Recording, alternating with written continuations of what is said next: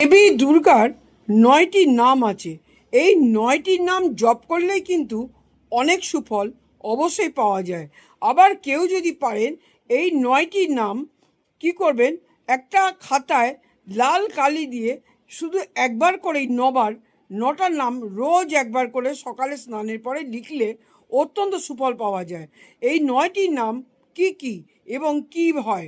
এই ৯টি নাম হচ্ছে বিভিন্ন আমাদের ৯টা গ্রহকে ঠিক করে। আমাদের ৯টা গ্রহ ঠিক করার জন্য এই দেবী দুর্গার 9টা রূপের যে নাম, এই নামগুলো জপ করলে 9টা গ্রহকেই ঠিক করা যায় অতি সহজে। যেমন ১ নম্বর শৈলপুত্রী চন্দ্র গ্রহকে ঠিক করে, ব্রহ্মচারিণী মঙ্গল গ্রহকে ঠিক করে, চন্দ্রঘণ্টা শুক্র গ্রহকে ঠিক করে, কুষ্মাণ্ড রবি গ্রহকে ঠিক করে, দেবী কাত্যায়নী বৃহস্পতি গ্রহকে ঠিক করে, দেবী কাল রাত্রি শনি গ্রহকে ঠিক করে, দেবী মহাগৌরী রাহু গ্রহকে ঠিক করে, দেবী কুষ্মাণ্ড রবি গ্রহকে ঠিক করে, দেবী সিদ্ধিদাত্রী কেতু গ্রহকে নিয়ন্ত্রণে আনে। এইভাবে যদি আমরা করতে পারি, আমরা প্রত্যেকটি গ্রহকে আমরা অবশ্যই আমাদের পাওয়ারে আনতে পারি।